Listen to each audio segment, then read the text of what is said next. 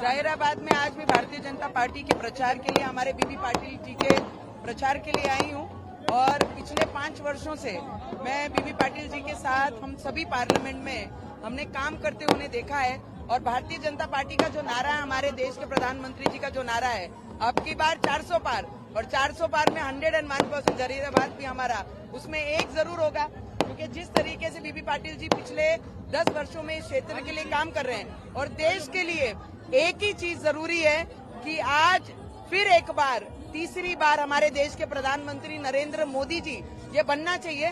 और कांग्रेस को वोट देना मतलब सीधे पाकिस्तान को वोट देना है, और वही विरोध करने के लिए मैं आज यहाँ पर जाहिराबाद में आई और हमारे भारतीय जनता पार्टी के उम्मीदवार के प्रचार के लिए आज यहाँ पर आई हूँ मैं। मैम, ये अब लाइक रिजर्वेशंस को निकाल रहे बोल के बीजेपी बोल रहे हैं, तो उसके बारे में आज अगर लालू प्रसाद जी का आपने स्टेटमेंट सुना होगा कि हम आने वाले समय में जो मुस्लिम कम्युनिटी के जो लोग हैं उन्हें आरक्षण देंगे, वो रिजर्वेशन निकालने की बात कर रहे हैं लालू प्रसाद यादव जी। और हमारे मोदी जी कहते हैं जब नया पार्लियामेंट में जाते हैं तो सर पे संविधान लेके पार्लियामेंट में जाते हैं, तो वो संविधान को बचाने के लिए इस देश में है, और संविधान को अगर खत्म करने की अगर कोई बात करता है तो वो कांग्रेस और लालू प्रसाद जी यादव जैसे लोग करते हैं।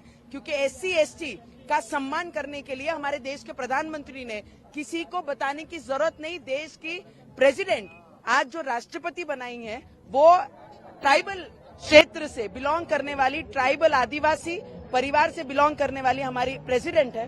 तो मुझे लगता है उन्होंने सम्मान बढ़ाया है SC और ST का, और इस देश के सम्मान बढ़ाने के लिए जो काम कर रहे हैं वो देश के प्रधानमंत्री कर रहे हैं। और संविधान खत्म करने का काम अगर कोई कर रहा है तो कांग्रेस और लालू प्रसाद यादव जैसे लोग इस देश में संविधान और SC/ST का आरक्षण खत्म करने की बातें कर रहे हैं। और कांग्रेस में बोल रहे हैं कि लाइक हिंदू गॉड्स को like they are using as the voter bank, so what's your opinion on that? देखिए, I will tell you only one thing, we believe in god, हमारी आस्था है, हमारी श्रद्धा है। तो कांग्रेस पार्टी को कभी भी भगवानों के प्रति श्रद्धा नहीं रही है, तो उन्हें ये नहीं पता है कि भगवान के प्रति श्रद्धा रखने वाले लोग कैसे होते हैं। उनको ये लगता है कि नाम लेना और श्रद्धा रखना ये राजनीति है।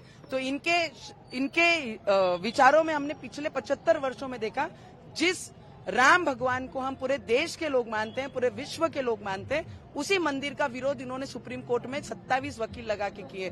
तो मुझे लगता है यहाँ से स्पष्ट होता है हम तो भगवानों में श्रद्धा रखने वाले लोग हैं। अगर उनको राजनीति करनी है इससे लेकर तो वो राजनीति कर सकते हैं। मैम, और कांग्रेस बोल रहे हैं कि मोदी का 400 बार will be an unsuccessful dream, so what do you say regarding that? See, it is a dream of these people who lives in this country.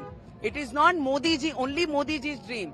It is a dream who respect this country. It is a dream who belongs to this country. This is dream belongs to them, not to Modi ji. Modi ji ने सिर्फ रखा है कि अब की बार 400 पार लाकर देश को 5वें स्तर से तीसरे स्तर पे लाना है, करके अब की बार 400 पार चाहिए।